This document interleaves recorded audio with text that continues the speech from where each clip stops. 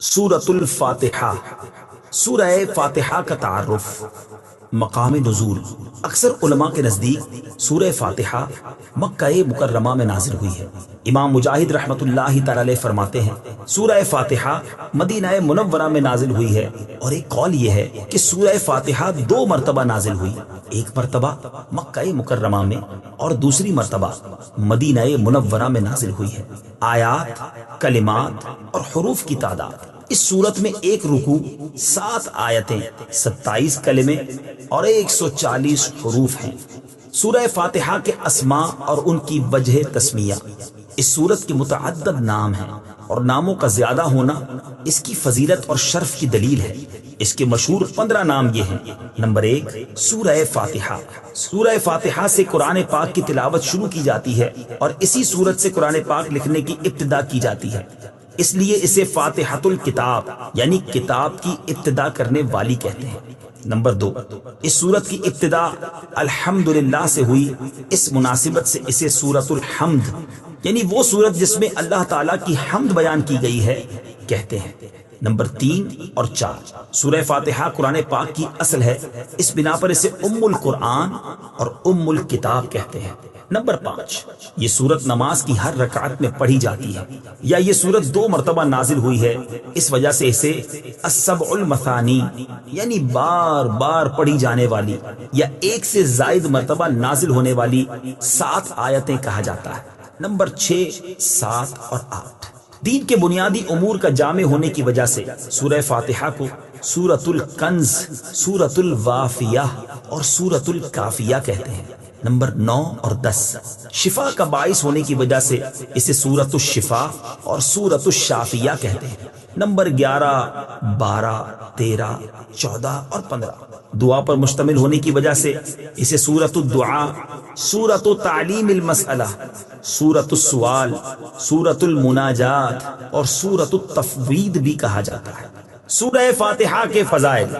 احادیث میں سورت کے بہت سے فضائل بیان کیے گئے، ان میں سے 4 فضائل بیان کرتا ہوں۔ نمبر 1، بخاری شریف کی حدیث ہے، حضرت ابو سعید بن معلا رضی اللہ تعالی عنہ فرماتے ہیں، میں نماز پڑھ رہا تھا تو مجھے نبی کریم صلی اللہ تعالی علیہ وسلم نے بلایا، لیکن میں نے جواب نہ دیا۔ جب نماز سے فارغ ہو کر بارگاہ رسالت صلی اللہ تعالی علیہ وسلم میں حاضر ہوا، میں نے عرض کی، یا رسول اللہ صلی اللہ تعالی علیہ وسلم، میں نماز پڑھ رہا تھا۔ تاجدار رسالت صلی اللہ تعالی علیہ وسلم نے ارشاد فرمایا، کیا اللہ تعالیٰ نے یہ نہیں فرمایا، استجیبوا للہ وللرسول اذا دعاکم، اللہ اور اس کے رسول کی بارگاہ میں حاضر ہو جاؤ جب وہ تمہیں بلائیں۔ پھر ارشاد فرمایا، کیا میں تمہیں تمہارے مسجد سے نکلنے سے پہلے قرآن کریم کی سب سے عظیم سورت نہ سکھاؤں؟ پھر آپ علیہ الصلوۃ والسلام نے میرا ہاتھ پکڑ لیا۔ جب ہم نے نکلنے کا ارادہ کیا تو میں نے عرض کی، یا رسول اللہ صلی اللہ تعالی علیہ وسلم، آپ نے فرمایا تھا کہ میں ضرور تمہیں قرآن مجید کی سب سے عظمت والی سورت سکھاؤں گا۔ ارشاد فرمایا، وہ سورت الحمدللہ رب العالمین ہے، یہی 7 مثانی اور قرآن عظیم ہے جو مجھے عطا فرمائی گئی۔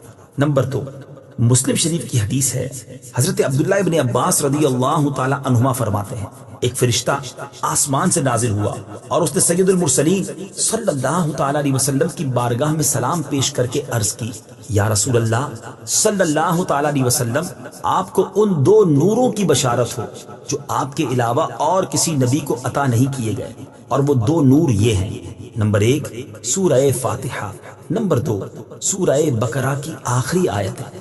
نمبر 3، حضرت ابی بن کعب رضی اللہ تعالی عنہ سے روایت ہے، حضور پر نور صلی اللہ تعالی علیہ وسلم نے ارشاد فرمایا، اللہ تعالیٰ نے تورات اور انجیل میں ام القرآن کی مثل کوئی سورت نازل نہیں فرمائی۔ نمبر 4، حضرت عبد الملک بن عمیر رضی اللہ تعالی عنہ سے روایت ہے، نبی کریم صلی اللہ تعالی علیہ وسلم نے ارشاد فرمایا، سورہ فاتحہ ہر مرض کے لیے شفا ہے۔ سورہ فاتحہ کے مضامین۔ اس سورت میں یہ مضامین بیان کیے گئے ہیں۔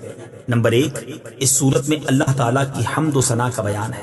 نمبر 2، اللہ تعالیٰ کے رب ہونے، اس کے رحمان اور رحیم ہونے، نیز مخلوق کے مرنے کے بعد دوبارہ زندہ کیے جانے اور قیامت کے دن ان کے اعمال کی جزا ملنے کا ذکر ہے۔ نمبر 3، صرف اللہ تعالیٰ کی عبادت کا مستحق ہونے اور اس کے حقیقی مددگار ہونے کا تذکرہ ہے۔ نمبر 4، دعا کے آداب کا بیان اور اللہ تعالیٰ سے دین حق اور صراط مستقیم کی طرف ہدایت ملنے، نیک لوگوں کے حال سے موافقت اور گمراہوں سے اجتناب کی دعا مانگنے کی تعلیم ہے۔ یہ چند وہ چیزیں بیان کی گئی ہیں جن کا سورہ فاتحہ میں تفصیلی ذکر ہے، البتہ اجمالی طور پر اس سورت میں بے شمار چیزوں کا بیان ہے۔ امیر المومنین حضرت علی المرتضیٰ کرم اللہ تعالی وجہہ الکریم فرماتے ہیں، اگر میں چاہوں تو سورہ فاتحہ کی تفسیر سے 70 اونٹ بھروا دوں۔ اعلیٰ حضرت امام احمد رضا خان علیہ رحمت الرحمان حضرت علی المرتضیٰ کرم اللہ تعالی وجہ الکریم کا یہ قول نقل کرنے کے بعد فرماتے ہیں، ایک اونٹ کئے یعنی کتنے ہی من کا بوجھ اٹھاتا ہے، اور ہر من میں کئے یعنی کتنے ہزار اجزاء ہوتے ہیں۔ ان کا حساب لگایا جائے تو یہ حساب سے تقریباً 25 لاکھ جز بنتے ہیں۔ یہ فقط سورہ فاتحہ کی تفسیر ہے۔ سورہ فاتحہ سے متعلق شرعی مسائل۔ نمبر 1، نماز میں سورہ فاتحہ پڑھنا واجب ہے۔ امام اور تنہا نماز پڑھنے والا اپنی زبان سے سورہ فاتحہ پڑھے گا، جبکہ مقتدی امام کے پیچھے خاموش رہے گا، اور جہری نماز میں اس کی قراءت بھی سنے گا، اور اس کا یہی عمل پڑھنے کے حکم میں ہے۔ اللہ تعالیٰ نے قرآن پاک میں تلاوت کے وقت مقتدی کو خاموش رہنے اور قراءت سننے کا حکم دیتے ہوئے ارشاد فرمایا، وَإِذَا قُرِئَ الْقُرْآنُ فَاسْتَمِعُوا لَهُ وَأَنصِتُوا لَعَلَّكُمْ تُرْحَمُونَ۔ ترجمہ، اور جب قرآن پڑھا جائے تو اسے غور سے سنو اور خاموش رہو تاکہ تم پر رحم کیا جائے۔ اور حضرت ابو موسیٰ اشعری رضی اللہ تعالی عنہ سے روایت ہے، حضور اقدس صلی اللہ تعالی علیہ وسلم نے ارشاد فرمایا، جب امام قراءت کرے تو تم خاموش رہو۔ ابن ماجہ کی ایک اور حدیث ہے، حضرت جابر بن عبداللہ رضی اللہ تعالی عنہ سے روایت ہے، نبی کریم صلی اللہ تعالی علیہ وسلم نے ارشاد فرمایا، جس شخص کا کوئی امام ہو تو امام کا پڑھنا ہی مقتدی کا پڑھنا ہے۔ ان کے علاوہ اور بہت سی احادیث میں امام کے پیچھے مقتدی کے خاموش رہنے کے بارے میں بیان کیا گیا ہے۔ امام اعظم کا مناظرہ۔ امام فخر الدین رازی رحمت اللہ تعالی علیہ فرماتے ہیں، مدینہ منورہ کے چند علماء امام ابو حنیفہ رضی اللہ تعالیٰ عنہ کے پاس اس غرض سے آئے کہ وہ امام کے پیچھے مقتدی کی قراءت کرنے کے معاملے میں ان سے مناظرہ کریں۔ امام ابو حنیفہ رضی اللہ تعالیٰ عنہ نے ان سے فرمایا، سب سے مناظرہ کرنا میرے لیے ممکن نہیں، آپ ایسا کریں کہ مناظرے کا معاملہ اس کے سپرد کر دیں جو آپ سب سے زیادہ علم والا ہے، تاکہ میں اس کے ساتھ مناظرہ کروں۔ انہوں نے ایک عالم کی طرف اشارہ کیا تو امام ابو حنیفہ رضی اللہ تعالیٰ عنہ نے فرمایا، کیا یہ تم سب سے زیادہ علم والا ہے؟ انہوں نے جواب دیا، ہاں۔ امام ابو حنیفہ رضی اللہ تعالیٰ عنہ نے فرمایا، کیا میرا اس کے ساتھ مناظرہ کرنا تم سب کے ساتھ مناظرہ کرنے کی طرح ہے؟ انہوں نے کہا، ہاں۔ امام ابو حنیفہ رضی اللہ تعالیٰ عنہ نے فرمایا، اس کے خلاف جو دلیل قائم ہوگی وہ گویا کہ تمہارے خلاف قائم ہوگی؟ انہوں نے جواب دیا، ہاں۔ امام ابو حنیفہ رضی اللہ تعالیٰ عنہ نے فرمایا، اگر میں اس کے ساتھ مناظرہ کروں اور دلیل میں اس پر غالب آ جاؤں تو وہ دلیل تم پر بھی لازم ہوگی؟ انہوں نے کہا، ہاں۔ امام ابو حنیفہ رضی اللہ تعالیٰ عنہ نے دریافت کیا، وہ دلیل تم پر کیسے لازم ہوگی؟ انہوں نے جواب دیا، اس لیے کہ ہم اسے اپنا امام بنانے پر راضی ہیں تو اس کی بات ہماری بات ہوگی۔ امام ابو حنیفہ رضی اللہ تعالیٰ عنہ نے فرمایا، ہم بھی تو یہی کہتے ہیں کہ جب ہم نے ایک شخص کو نماز میں اپنا امام مان لیا تو اس کا قراءت کرنا ہمارا قراءت کرنا ہے اور وہ ہماری طرف سے نائب ہے۔ امام ابو حنیفہ رضی اللہ تعالی عنہ کی یہ بات سن کر سب نے اقرار کر لیا کہ امام کے پیچھے مقتدی قراءت نہیں کرے گا۔ نمبر 2، نماز جنازہ میں خاص دعا یاد نہ ہو تو دعا کی نیت سے سورہ فاتحہ پڑھنا جائز ہے، جبکہ قراءت کی نیت سے پڑھنا جائز نہیں۔ بسم اللہ الرحمن الرحیم۔ ترجمہ، اللہ کے نام سے شروع جو نہایت مہربان رحمت والا ہے۔ بسم اللہ اللہ کے نام سے شروع۔ تفسیر صراط الجنان میں اس کی تفسیر کچھ اس طرح ہے۔ علامہ احمد صابی رحمۃ اللہ تعالی علیہ فرماتے ہیں قرآن مجید کی ابتدا بسم اللہ سے اس لیے کی گئی تاکہ اللہ تعالیٰ کے بندے اس کی پیروی کرتے ہوئے ہر اچھے کام کی ابتدا بسم اللہ سے کریں، اور حدیث پاک میں بھی اچھے اور اہم کام کی ابتدا بسم اللہ سے کرنے کی ترغیب دی گئی ہے۔ چنانچہ حضرت ابو ہریرہ رضی اللہ تعالی عنہ سے روایت ہے، حضور پر نور صلی اللہ تعالی علیہ وسلم نے ارشاد فرمایا، جس اہم کام کی ابتدا بسم اللہ الرحمن الرحیم سے نہ کی گئی تو وہ ادھورا رہ جاتا ہے۔ لہٰذا تمام مسلمانوں کو چاہیے کہ وہ ہر نیک اور جائز کام کی ابتدا بسم اللہ الرحمن الرحیم سے کریں، اس کی بہت برکت ہے۔ الرحمن الرحیم، جو بہت مہربان رحمت والا ہے۔ امام فخر الدین رازی رحمت اللہ تعالی علیہ فرماتے ہیں اللہ تعالیٰ نے اپنی ذات کو رحمان اور رحیم فرمایا تو یہ اس کی شان سے بعید ہے کہ وہ رحم نہ فرمائے۔ مروی ہے کہ ایک سائل نے بلند دروازے کے پاس کھڑے ہو کر کچھ مانگا تو اسے تھوڑا سا دے دیا گیا۔ دوسرے دن وہ ایک کلاڑا لے کر آیا اور دروازے کو توڑنا شروع کر دیا۔ اس سے کہا گیا کہ تو ایسا کیوں کر رہا ہے؟ اس نے جواب دیا، تو دروازے کو اپنی عطا کے لائق کر یا اپنی عطا کو دروازے کے لائق بنا۔ اے ہمارے اللہ عز و جل، رحمت کے سمندروں کو تیری رحمت سے وہ نسبت ہے جو ایک چھوٹے سے ذرے کو تیرے عرش سے نسبت ہے، اور تو نے اپنی کتاب کی ابتدا میں اپنے بندوں پر اپنی رحمت کی صفت بیان کی، اس لیے ہمیں اپنی رحمت اور فضل سے محروم نہ رکھنا۔ بسم اللہ سے متعلق چند شرعی مسائل۔ علماء کرام نے بسم اللہ سے متعلق بہت سے شرعی مسائل بیان کیے ہیں، ان میں سے چند بیان کرتا ہوں۔ نمبر 1، جو بسم اللہ ہر سورت کے شروع میں لکھی ہوئی ہے یہ پوری آیت ہے، اور جو سورہ نمل کی آیت نمبر 30 میں ہے وہ اس آیت کا ایک حصہ ہے۔ نمبر 2، بسم اللہ ہر سورت کے شروع کی آیت نہیں ہے بلکہ پورے قرآن کی ایک آیت ہے جسے ہر سورت کے شروع میں لکھ دیا گیا تاکہ دو سورتوں کے درمیان فاصلہ ہو جائے۔ اسی لیے سورت کے اوپر امتیازی شان میں بسم اللہ لکھی جاتی ہے، آیات کی طرح ملا کر نہیں لکھتے، اور امام جہری نمازوں میں بسم اللہ آواز سے نہیں پڑھتا۔ نیز حضرت جبریل علیہ الصلوۃ والسلام جو پہلی وحی لائے اس میں بسم اللہ نہ تھی۔ نمبر 3، تراویح پڑھانے والے کو چاہیے کہ وہ کسی ایک سورت کے شروع میں بسم اللہ آواز سے پڑھے تاکہ ایک آیت رہ نہ جائے۔ نمبر 4، تلاوت شروع کرنے سے پہلے اعوذ باللہ من الشیطان الرجیم پڑھنا سنت ہے، لیکن اگر شاگرد استاد سے قرآن مجید پڑھ رہا ہو تو اس کے لیے سنت نہیں۔ نمبر 5، سورت کی ابتدا میں بسم اللہ پڑھنا سنت ہے ورنہ مستحب ہے۔ نمبر 6، اگر سورہ توبہ سے تلاوت شروع کی جائے تو اعوذ باللہ اور بسم اللہ دونوں کو پڑھا جائے، اور اگر تلاوت کے دوران سورہ توبہ آ جائے تو بسم اللہ پڑھنے کی حاجت نہیں۔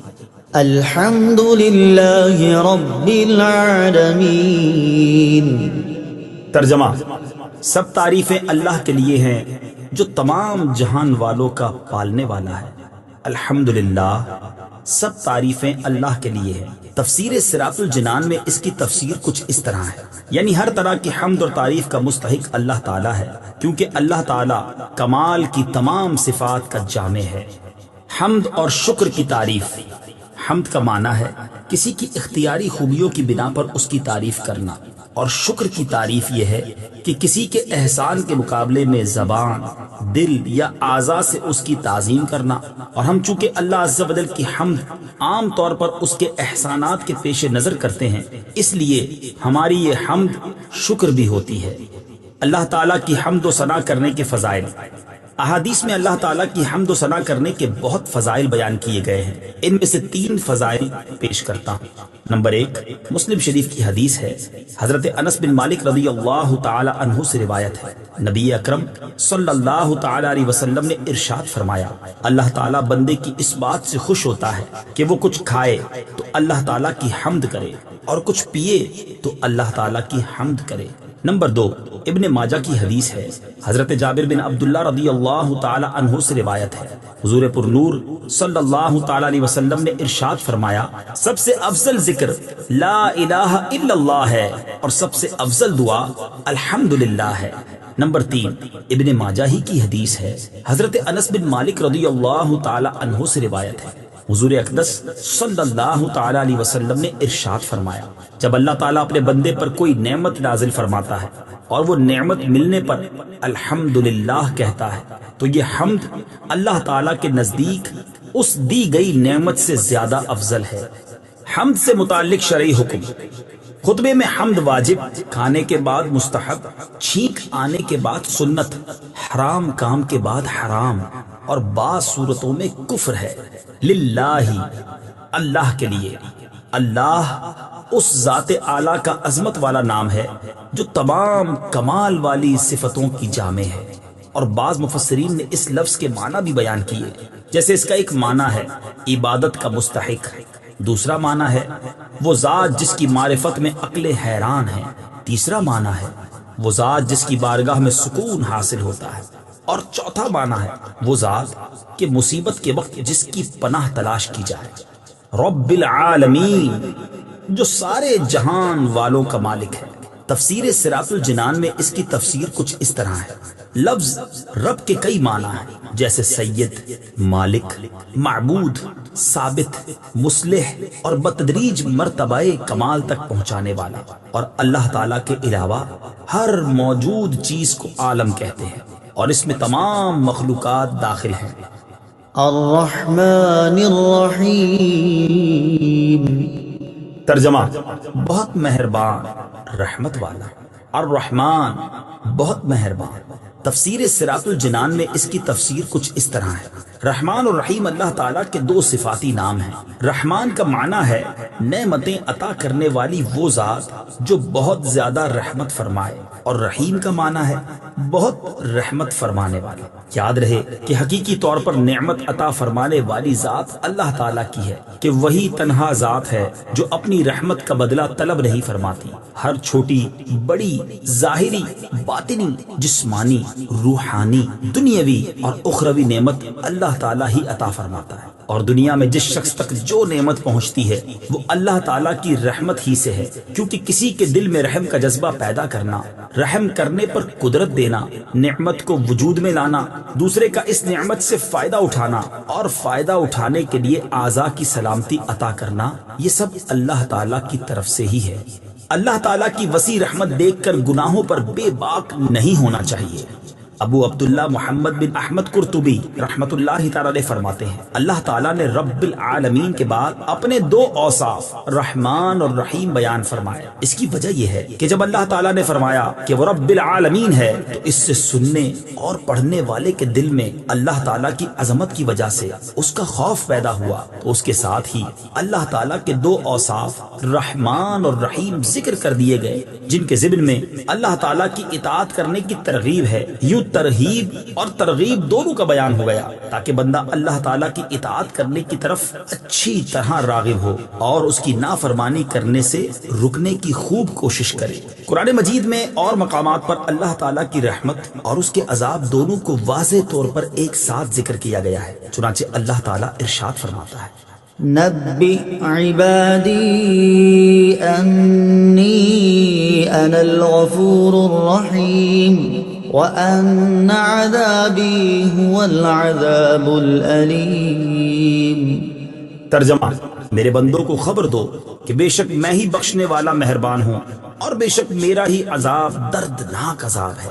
اور ارشاد فرمایا: غافر الذنب وقابل التوب شدید العقاب ذی الطول لا الہ الا هو الیہ المصیر۔ ترجمہ: گناہ بخشنے والا اور توبہ قبول کرنے والا، سخت عذاب دینے والا، بڑے انعام عطا فرمانے والا ہے، اس کے سوا کوئی معبود نہیں، اسی کی طرف پھرنا ہے۔ نیز حضرت ابو ہریرہ رضی اللہ تعالی عنہ سے روایت ہے، رسول اللہ صلی اللہ تعالی علیہ وسلم نے ارشاد فرمایا، اگر مومن جان لیتا کہ اللہ تعالیٰ کے پاس کتنا عذاب ہے تو کوئی بھی اس کی جنت کی امید نہ رکھتا، اور اگر کافر جان لیتا کہ اللہ تعالیٰ کے پاس کتنی رحمت ہے تو اس کی جنت سے کوئی نا امید نہ ہوتا۔ لہٰذا ہر مسلمان کو چاہیے کہ وہ امید اور خوف کے درمیان رہے اور اللہ تعالیٰ کی رحمت کی وسعت دیکھ کر گناہوں پر بے باک نہ ہو، اور نہ ہی اللہ تعالیٰ کے عذاب کی شدت دیکھ کر اس کی رحمت سے مایوس ہو۔ کسی کو رحمان اور رحیم کہنے کے بارے میں شرعی حکم: اللہ تعالیٰ کے علاوہ کسی اور کو رحمان کہنا جائز نہیں، جبکہ رحیم کہا جا سکتا ہے، جیسے قرآن مجید میں اللہ تعالیٰ نے اپنے حبیب صلی اللہ تعالیٰ علیہ وسلم کو بھی رحیم فرمایا ہے، چنانچہ ارشاد باری تعالیٰ ہے: لقد جاءكم رسول من أنفسكم عزيز عليه ما عنتم حريص عليكم بالمؤمنين رؤوف رحيم۔ ترجمہ: بے شک تمہارے پاس تم میں سے وہ عظیم رسول تشریف لے آئے جن پر تمہارا مشقت میں پڑنا بہت بھاری گزرتا ہے، وہ تمہاری بھلائی کے نہایت چاہنے والے، مسلمانوں پر بہت مہربان، رحمت فرمانے والے ہیں۔ مالک یوم الدین۔ ترجمہ: جزا کے دن کا مالک، مالک یوم الدین، جزا کے دن کا مالک۔ تفسیر صراط الجنان میں اس کی تفسیر کچھ اس طرح ہے: جزا کے دن سے مراد قیامت کا دن ہے کہ اس دن نیک اعمال کرنے والے مسلمانوں کو ثواب ملے گا اور گناہگاروں اور کافروں کو سزا ملے گی، جبکہ مالک اسے کہتے ہیں جو اپنی ملکیت میں موجود چیزوں میں جیسے چاہے تصرف کرے۔ اللہ تعالیٰ اگرچہ دنیا اور آخرت دونوں کا مالک ہے، لیکن یہاں قیامت کے دن کو بطور خاص اس لیے ذکر کیا تاکہ اس دن کی اہمیت دل میں بیٹھے۔ نیز دنیا کے مقابلے میں آخرت میں اللہ تعالیٰ کے مالک ہونے کا ظہور زیادہ ہوگا، کیونکہ اس دن کسی کے پاس ظاہری سلطنت بھی نہ ہوگی جو اللہ تعالیٰ نے دنیا میں لوگوں کو عطا فرمائی تھی۔ اس لیے یہاں خاص طور پر قیامت کے دن کی ملکیت کا ذکر کیا گیا۔ ایاک نعبد و ایاک نستعین۔ ترجمہ: ہم تیری ہی عبادت کرتے ہیں اور تجھ ہی سے مدد چاہتے ہیں۔ ایاک نعبد و ایاک نستعین، ہم تیری ہی عبادت کرتے ہیں اور تجھ ہی سے مدد چاہتے ہیں۔ تفسیر صراط الجنان میں اس کی تفسیر کچھ اس طرح ہے: اس سے پہلی آیات میں بیان ہوا کہ ہر طرح کی حمد و ثنا کا حقیقی مستحق اللہ تعالیٰ ہے، جو کہ سب جہانوں کا پالنے والا، بہت مہربان اور رحم فرمانے والا ہے۔ اور اس آیت سے بندوں کو سکھایا جا رہا ہے کہ اللہ تعالیٰ کی بارگاہ میں اپنی بندگی کا اظہار یوں کرو کہ اے اللہ عز و جل، ہم صرف تیری ہی عبادت کرتے ہیں، کیونکہ عبادت کا مستحق صرف تو ہی ہے اور تیرے علاوہ اور کوئی اس لائق ہی نہیں کہ اس کی عبادت کی جا سکے، اور حقیقی مدد کرنے والا بھی تو ہی ہے۔ تیری اجازت و مرضی کے بغیر کوئی کسی قسم کی ظاہری، باطنی، جسمانی، روحانی، چھوٹی بڑی کوئی مدد نہیں کر سکتا۔ عبادت اور تعظیم میں فرق۔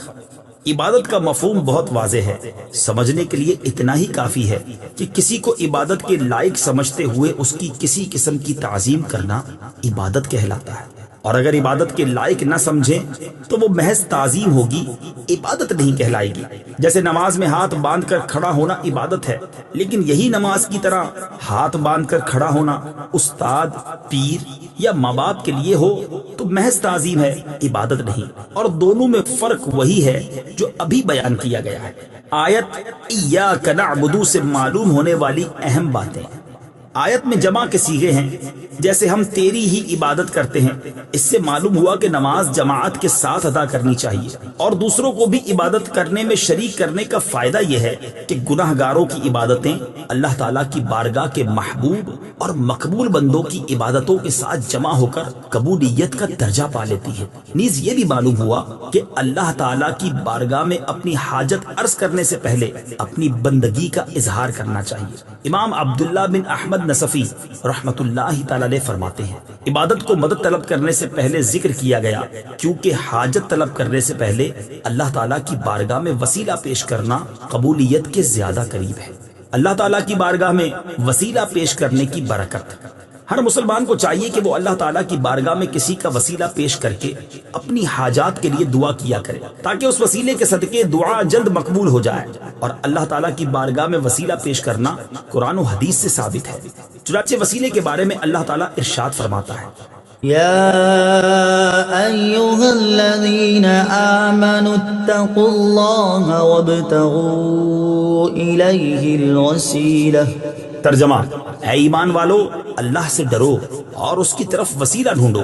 اور سنن ابن ماجہ میں ہے کہ ایک نابینا صحابی بارگاہ رسالت صلی اللہ تعالی علیہ وسلم میں حاضر ہو کر دعا کے طالب ہوئے تو آپ صلی اللہ تعالی علیہ وسلم نے انہیں اس طرح دعا مانگنے کا حکم دیا: اللهم إني أسألك وأتوجه إليك بمحمد نبي الرحمة يا محمد إني قد توجهت بك إلى ربي في حاجتي هذه لتقضى اللهم فشفعه في۔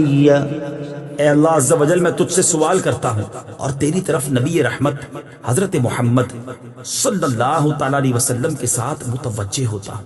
اے محمد صلی اللہ تعالی علیہ وسلم، میں نے آپ صلی اللہ تعالی علیہ وسلم کے وسیلے سے اپنے رب عز و جل کی طرف اپنی اس حاجت میں توجہ کی تاکہ میری حاجت پوری کر دی جائے۔ اے اللہ عز و جل، پس تو میرے لیے حضور صلی اللہ تعالی علیہ وسلم کی شفاعت قبول فرما۔ حدیث پاک میں مذکور لفظ یا محمد سے متعلق ضروری وضاحت۔ اعلیٰ حضرت امام احمد رضا خان علیہ رحمت الرحمان فرماتے ہیں، علماء تصریح فرماتے ہیں، حضور اقدس صلی اللہ تعالی علیہ وسلم کو نام لے کر ندا کرنی حرام ہے، اور یہ بات واقعی محل انصاف ہے۔ جسے اس کا مالک و مولا تبارک و تعالی نام لے کر نہ پکارے تو غلام کی کیا مجال کہ وہ راہ ادب سے تجاوز کرے۔ بلکہ امام زین الدین مراغی وغیرہ محققین نے فرمایا، اگر یہ لفظ کسی دعا میں وارد ہو جو خود نبی اکرم صلی اللہ تعالی علیہ وسلم نے تعلیم فرمائی ہو، جیسے دعائے یا محمد انی توجہت بکا الی ربی، تاہم اس کی جگہ یا رسول اللہ یا نبی اللہ کہنا چاہیے۔ حالانکہ الفاظ دعا میں حتی الوسع تغییر نہیں کی جاتی۔ یہ مسئلہ مہمہ یعنی اہم ترین مسئلہ جس سے اکثر اہل زمانہ غافل ہے، واجب الحفظ ہے۔ وَإِيَّاكَ نَسْتَعِينُ، اور تجھ ہی سے مدد چاہتے ہیں۔ تفسیر صراط الجنان میں اس کی تفسیر کچھ اس طرح ہے۔ اس آیت میں بیان کیا گیا کہ مدد طلب کرنا خواہ واسطے کے ساتھ ہو یا واسطے کے بغیر ہو، ہر طرح سے اللہ تعالیٰ کے ساتھ خاص ہے، اور اللہ تعالیٰ کی ذات ہی ایسی ہے جس سے حقیقی طور پر مدد طلب کی جائے۔ اعلیٰ حضرت امام احمد رضا خان علیہ رحمت الرحمان فرماتے ہیں، حقیقی مدد طلب کرنے سے مراد یہ ہے کہ جس سے مدد طلب کی جائے اسے بالذات قادر، مستقل مالک اور غنی بے نیاز جانا جائے کہ وہ اللہ تعالیٰ کی عطا کے بغیر خود اپنی ذات سے اس کام یعنی مدد کرنے کی قدرت رکھتا ہے۔ اللہ تعالیٰ کے علاوہ کسی اور کے بارے میں یہ عقیدہ رکھنا ہر مسلمان کے نزدیک شرک ہے، اور کوئی مسلمان اللہ تعالیٰ کے علاوہ کسی اور کے بارے میں ایسا عقیدہ نہیں رکھتا، اور اللہ تعالیٰ کے مقبول بندوں کے بارے میں مسلمان یہ عقیدہ رکھتا ہے کہ وہ اللہ تعالیٰ کی بارگاہ تک پہنچنے کے لیے واسطہ اور حاجات پوری ہونے کا وسیلہ اور ذریعہ ہیں۔ تو جس طرح حقیقی وجود کہ کسی کے پیدا کیے بغیر خود اپنی ذات سے موجود ہونا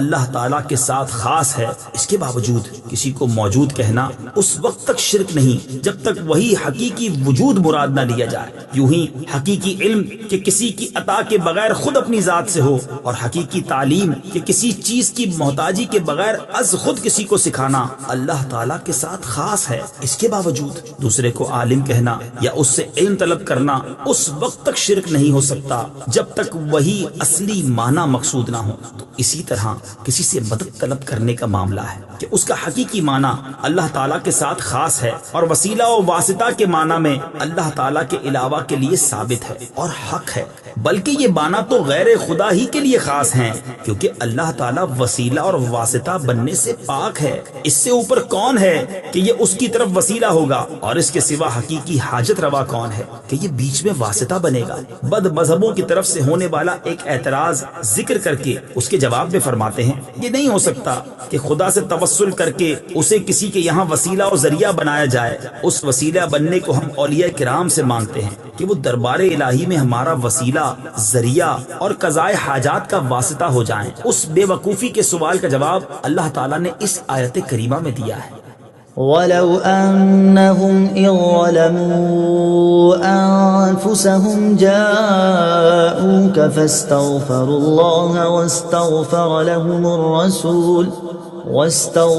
لَهُمُ الرَّسُولُ لَوَجَدُوا اللَّهَ تَوَّابًا رَحِيمًا۔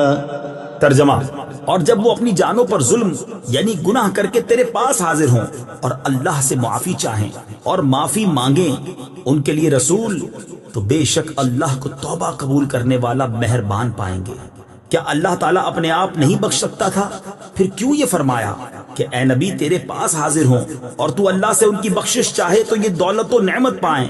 یہی ہمارا مطلب ہے جو قرآن کی آیت صاف فرما رہی ہے۔ زیر تفسیر آیت کریمہ کے بارے میں مزید تفصیل جاننے کے لیے فتاوی رضویہ کی 21ویں جلد میں موجود اعلیٰ حضرت امام احمد رضا خان علیہ رحمت الرحمان کا رسالہ برکات الامداد لأہل الاستمداد یعنی مدد طلب کرنے والوں کے لیے امداد کی برکتیں، اس کا مطالعہ فرمائیں۔ اللہ تعالیٰ کی عطا سے بندوں کا مدد کرنا اللہ تعالیٰ ہی کا مدد کرنا ہوتا ہے۔ یاد رہے کہ اللہ تعالیٰ اپنے بندوں کو دوسروں کی مدد کرنے کا اختیار دیتا ہے، اور اس اختیار کی بنا پر ان بندوں کا مدد کرنا اللہ تعالیٰ ہی کا مدد کرنا ہوتا ہے۔ جیسے غزوہ بدر میں فرشتوں نے آ کر صحابہ کرام رضی اللہ تعالیٰ عنہم کی مدد کی، لیکن اللہ تعالیٰ نے ارشاد فرمایا وَلَقَدْ نَصَرَكُمُ اللَّهُ بِبَدْرٍ وَأَنْتُمْ أَذِلَّةٌ۔ ترجمہ، اور بے شک اللہ نے بدر میں تمہاری مدد کی جب تم بالکل بے سر و سامان تھے۔ یہاں فرشتوں کی مدد کو اللہ تعالیٰ کی مدد کہا گیا۔ اس کی وجہ یہی ہے کہ فرشتوں کو مدد کرنے کا اختیار اللہ تعالیٰ کے دینے سے ہے، تو حقیقتاً یہ اللہ تعالیٰ ہی کی مدد ہوئی۔ یہی معاملہ انبیاء کرام علیہ الصلوۃ والسلام اور اولیاء اعظام رحمت اللہ تعالیٰ علیہم کا ہے کہ وہ اللہ عز و جل کی عطا سے مدد کرتے ہیں، اور حقیقتاً وہ مدد اللہ تعالیٰ کی ہوتی ہے۔ جیسے حضرت سلیمان علیہ نبینا علیہ الصلوۃ والسلام نے اپنے وزیر حضرت آصف بن برخیہ رضی اللہ تعالیٰ عنہ سے تخت لانے کا فرمایا، اور انہوں نے پلک جھپکنے میں تخت حاضر کر دیا۔ اس پر انہوں نے فرمایا ھذا من فضل ربی، یہ میرے رب کے فضل سے ہے۔ اور تاجدار رسالت صلی اللہ تعالیٰ علیہ وسلم کی سیرت مبارکہ میں مدد کرنے کی تو اتنی مثالیں موجود ہیں کہ اگر سب جمع کی جائیں تو ایک ضخیم کتاب مرتب ہو سکتی ہے۔ ان میں سے چند مثالیں یہ ہیں۔ نمبر 1 صحیح بخاری میں ہے، نبی کریم علیہ الصلوۃ والسلام نے تھوڑے سے کھانے سے پورے لشکر کو سیر کیا۔ نمبر 2 بخاری شریف ہی میں ہے، آپ صلی اللہ تعالیٰ علیہ وسلم نے دودھ کے ایک پیالے سے 70 صحابہ کو سیراب کر دیا۔ نمبر 3 یہ بھی بخاری شریف میں ہے، انگلیوں سے پانی کے چشمے جاری کر کے 1400 یا اس سے بھی زائد افراد کو سیراب کر دیا۔ نمبر 4 لعاب دہن سے بہت سے لوگوں کو شفا عطا فرمائی، اور یہ تمام مددیں چونکہ اللہ تعالیٰ کی عطا کردہ طاقت سے تھی، لہٰذا سب اللہ تعالیٰ کی ہی مددیں ہیں۔ اس بارے میں مزید تفصیل کے لیے فتاوی رضویہ کی 30ویں جلد میں موجود اعلیٰ حضرت امام اہل سنت مولانا شاہ امام احمد رضا خان علیہ رحمت الرحمان کے رسالے الامن والعلا لناعت المصطفیٰ بدافع البلا یعنی نعت مصطفیٰ صلی اللہ تعالیٰ علیہ وسلم بیان کرنے والوں کے لیے انعامات کا مطالعہ فرمائیے۔ اهدنا الصراط المستقیم، ترجمہ، ہمیں سیدھے راستے پر چلا۔ اہدنا الصراط المستقیم، ہمیں سیدھے راستے پر چلا۔ تفسیر صراط الجنان میں اس کی تفسیر کچھ اس طرح ہے، اللہ تعالیٰ کی ذات و صفات کی معرفت کے بعد اس کی عبادت اور حقیقی مددگار ہونے کا ذکر کیا گیا، اور اب یہاں سے ایک دعا سکھائی جا رہی ہے کہ بندہ یوں عرض کرے، اے اللہ عز و جل، تو نے اپنی توفیق سے ہمیں سیدھا راستہ دکھا دیا، اب ہماری اس راستے کی طرف ہدایت میں اضافہ فرما اور ہمیں اس پر ثابت قدم رکھ۔ صراط مستقیم کا معنی، صراط مستقیم سے مراد عقائد کا سیدھا راستہ ہے جس پر تمام انبیاء کرام علیہ الصلوۃ والسلام چلے، یا اس سے مراد اسلام کا سیدھا راستہ ہے جس پر صحابہ کرام رضی اللہ تعالی عنہم، بزرگان دین اور اولیاء اعظام رحمت اللہ تعالی علیہم چلے، جیسا کہ اگلی آیت میں موجود بھی ہے۔ اور یہ راستہ اہل سنت کا ہے کہ آج تک اولیاء کرام صرف اسی مسلک اہل سنت میں گزرے ہیں، اور اللہ تعالیٰ نے انہی کے راستے پر چلنے اور انہی کے ساتھ ہونے کا فرمایا ہے۔ فرمان باری تعالیٰ ہے، يا أيها الذين آمنوا اتقوا الله وكونوا مع الصادقين۔ ترجمہ، اے ایمان والو، اللہ سے ڈرو اور سچوں کے ساتھ ہو جاؤ۔ ابن ماجہ کی حدیث ہے، حضرت انس رضی اللہ تعالیٰ عنہ سے روایت ہے، سید المرسلین صلی اللہ تعالیٰ علیہ وسلم نے ارشاد فرمایا، بے شک میری امت کبھی گمراہی پر جمع نہیں ہوگی، اور جب تم لوگوں میں اختلاف دیکھو تو تم پر لازم ہے کہ سواد اعظم یعنی مسلمانوں کے بڑے گروہ کے ساتھ ہو جاؤ۔ ترمذی شریف کی حدیث ہے، حضرت عبداللہ بن عمر رضی اللہ تعالی عنہما سے روایت ہے، نبی اکرم صلی اللہ تعالی علیہ وسلم نے ارشاد فرمایا، بنی اسرائیل 72 فرقوں میں تقسیم ہو گئے تھے اور میری امت 73 فرقوں میں تقسیم ہو جائے گی، ان میں سے ایک کے علاوہ سب جہنم میں جائیں گے۔ صحابہ کرام نے عرض کی، یا رسول اللہ صلی اللہ تعالی علیہ وسلم، نجات پانے والا فرقہ کون سا ہے؟ ارشاد فرمایا، وہ اس طریقے پر ہوگا جس پر میں اور میرے صحابہ ہیں۔ ہدایت حاصل کرنے کے ذرائع، یاد رہے کہ اللہ تعالیٰ نے ہدایت حاصل کرنے کے بہت سے ذرائع عطا فرمائے ہیں، ان میں سے چند یہ ہیں۔ نمبر 1، انسان کی ظاہری باطنی صلاحیتیں جنہیں استعمال کر کے وہ ہدایت حاصل کر سکتا ہے۔ نمبر 2، آسمانوں زمینوں میں اللہ تعالیٰ کی قدرت و وحدانیت پر دلالت کرنے والی نشانیاں جن میں غور و فکر کر کے انسان ہدایت پا سکتا ہے۔ نمبر 3، اللہ تعالیٰ کی نازل کردہ کتابیں، ان میں سے تورات، انجیل اور زبور۔ قرآن پاک نازل ہونے سے پہلے لوگوں کے لیے ہدایت کا باعث تھی اور اب قرآن مجید لوگوں کے لیے ہدایت حاصل کرنے کا ذریعہ ہے۔ نمبر 4، اللہ تعالیٰ کے بھیجے ہوئے خاص بندے انبیاء کرام اور مرسلین عظام علیہم الصلاۃ والسلام، یہ اپنی اپنی قوموں کے لیے ہدایت حاصل کرنے کا ذریعہ تھے، اور ہمارے نبی حضرت محمد مصطفیٰ صلی اللہ تعالی علیہ وسلم قیامت تک آنے والے تمام لوگوں کے لیے ہدایت کا ذریعہ ہے۔ آیت اہدنا الصراط المستقیم سے معلوم ہونے والے احکام، اس آیت سے 3 باتیں معلوم ہوئیں۔ نمبر 1، ہر مسلمان کو اللہ تعالیٰ سے سیدھے راستے پر ثابت قدمی کی دعا مانگنی چاہیے، کیونکہ سیدھا راستہ منزل مقصود تک پہنچا دیتا ہے اور ٹیڑھا راستہ مقصود تک نہیں پہنچاتا۔ اللہ تعالیٰ ارشاد فرماتا ہے کہ عقل والے اس طرح دعا مانگتے ہیں، ربنا لا تزغ قلوبنا بعد إذ هديتنا وهب لنا من لدنك رحمة إنك أنت الوهاب۔ ترجمہ، اے ہمارے رب، تو نے ہمیں ہدایت عطا فرمائی ہے، اس کے بعد ہمارے دلوں کو ٹیڑھا نہ کر اور ہمیں اپنے پاس سے رحمت عطا فرما، بے شک تو بڑا عطا فرمانے والا ہے۔ ترمذی شریف کی حدیث ہے، حضرت انس رضی اللہ تعالی عنہ فرماتے ہیں، حضور پر نور صلی اللہ تعالی علیہ وسلم کثرت سے یہ دعا فرمایا کرتے تھے، یا مقلب القلوب ثبت قلبی علی دینک، اے دلوں کو پھیرنے والے میرے دل کو اپنے دین پر ثابت قدم رکھ۔ تو میں نے عرض کی، یا رسول اللہ صلی اللہ تعالی علیہ وسلم، ہم آپ پر اور جو کچھ آپ لائے ہیں اس پر ایمان رکھتے ہیں، تو کیا آپ کو ہمارے بارے میں کوئی خوف ہے؟ رسول پاک صلی اللہ تعالی علیہ وسلم نے ارشاد فرمایا، ہاں بے شک دل اللہ تعالیٰ کی شان کے لائق اس کی انگلیوں میں سے 2 انگلیوں کے درمیان ہیں، وہ جیسے چاہتا ہے انہیں پھیر دیتا ہے۔ نمبر 2، عبادت کرنے کے بعد بندے کو دعا میں مشغول ہونا چاہیے۔ نمبر 3، صرف اپنے لیے دعا نہیں مانگنی چاہیے بلکہ سب مسلمانوں کے لیے دعا مانگنی چاہیے کہ اس طرح دعا زیادہ قبول ہوتی ہے۔ صراط الذين أنعمت عليهم غير المغضوب عليهم ولا الضالين۔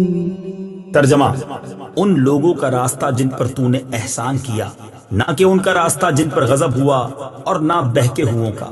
صراط الذین انعمت علیہم، ان لوگوں کا راستہ جن پر تو نے احسان کیا۔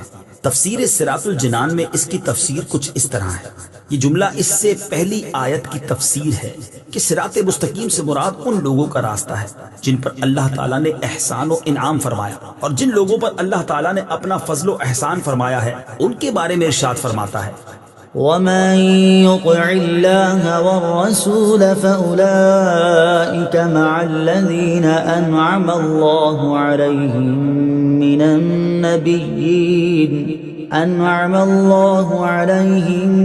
النبيين والصديقين والشهداء والصالحين وحسن أولئك رفيقا۔ ترجمہ، اور جو اللہ اور رسول کی اطاعت کرے تو وہ ان لوگوں کے ساتھ ہوں گے جن پر اللہ نے فضل کیا، یعنی انبیاء اور صدیقین اور شہداء اور صالحین، اور یہ کتنے اچھے ساتھی ہیں۔ آیت صراط الذین انعمت علیہم سے معلوم ہونے والے مسائل۔ اس آیت سے دو باتیں معلوم ہوئیں۔ نمبر ایک، جن امور پر بزرگان دین کا عمل رہا وہ صراط مستقیم میں داخل ہے۔ نمبر دو، امام فخر الدین رازی رحمت اللہ تعالی علیہ فرماتے ہیں، بعض مفسرین نے فرمایا کہ اہدنا الصراط المستقیم کے بعد صراط الذین انعمت علیہم کو ذکر کرنا اس بات کی دلیل ہے کہ مرید ہدایت اور مکاشفہ کے مقامات تک اسی صورت پہنچ سکتا ہے جب وہ کسی ایسے پیر کامل کی پیروی کرے جو درست راستے کی طرف اس کی رہنمائی کرے، غلطیوں اور گمراہیوں کی جگہوں سے اسے بچائے، کیونکہ اکثر لوگوں پر نقص غالب ہے اور ان کی عقل حق کو سمجھنے، صحیح اور غلط میں امتیاز کرنے سے قاصر ہیں۔ تو ایک ایسے کامل شخص کا ہونا ضروری ہے جس کی ناقص شخص پیروی کرے، یہاں تک کہ اس کامل شخص کی عقل کے نور سے اس ناقص شخص کی عقل بھی مضبوط ہو جائے، تو اس صورت میں وہ سعادتوں کے درجات اور کمالات کی بلندیوں تک پہنچ سکتا ہے۔ غیر المغضوب علیہم ولا الضالین، نہ کہ ان کا راستہ جن پر غضب ہوا اور نہ بہکے ہوں کا۔ اس کی تفسیر صراط الجنان میں ہے۔ جن پر اللہ تعالیٰ کا غضب ہوا ان سے مراد یہودی اور بہکے ہوں سے مراد عیسائی ہیں، جیسا کہ سنن ترمذی جلد 4 صفحہ 444 حدیث نمبر 2964 میں ہے۔ اور امام فخر الدین رازی رحمت اللہ تعالی علیہ نے یہ بھی لکھا ہے کہ جن پر غضب ہوا ان سے مراد بد عمل ہیں اور بہکے ہوں سے مراد بد عقیدہ لوگ ہیں۔ ہر مسلمان کو چاہیے کہ وہ عقائد، اعمال، سیرت، صورت ہر اعتبار سے یہودیوں، عیسائیوں اور تمام کفار سے الگ رہے، نہ ان کے طور طریقے اپنائے اور نہ ہی ان کے رسم و رواج اور فیشن اختیار کرے، اور ان کی دوستیوں اور صحبتوں سے دور رہتے ہوئے اپنے آپ کو قرآن و سنت کے سانچے میں ڈھالنے میں ہی اپنے لیے دونوں جہان کی سعادت تصور کرے۔ آیت ولدالین سے متعلق شرعی مسئلہ، بعض لوگ ولدالین کو ولضالین پڑھتے ہیں، ان کا ایسا کرنا حرام ہے۔ اعلیٰ حضرت امام احمد رضا خان علیہ الرحمت الرحمان فرماتے ہیں، ضاد، ظا، ذال، زا سب حروف متباینہ متغائرہ یعنی ایک دوسرے سے جدا جدا حروف ہیں، ان میں سے کسی کو دوسرے سے تلاوت قرآن میں قصدن بدلنا، اس کی جگہ اسے پڑھنا، نماز میں ہو خواہ بیرون نماز، حرام قطعی و گناہ عظیم، افتراء علی اللہ و تحریف کتاب کریم ہے۔ اس مسئلے کے بارے میں دلائل کے ساتھ تفصیلی معلومات حاصل کرنے کے لیے فتاوی رضویہ کی 6 جلد میں موجود ان رسائل کا مطالعہ فرمائیں۔ نمبر 1، نعم الزاد لروم الضاد یعنی ضاد کی ادائیگی کا بہترین طریقہ۔ نمبر 2، الجام الصاد عن سنن الضاد، ضاد کی ادائیگی کے غلط اور صحیح طریقوں کا بیان۔ آمین، اس کا ایک معنی ہے اے اللہ عز و جل تو قبول فرما، دوسرا معنی ہے اے اللہ عز و جل تو ایسا ہی فرما۔ آمین سے متعلق شرعی مسائل۔ نمبر 1، یہ قرآن مجید کا کلمہ نہیں ہے۔ نمبر 2، نماز کے اندر اور نماز سے باہر جب بھی سورہ فاتحہ ختم کی جائے تو اس کے بعد آمین کہنا سنت ہے۔ نمبر 3، احناف کے نزدیک نماز میں آمین بلند آواز سے نہیں بلکہ آہستہ کہی جائے گی۔ صدق اللہ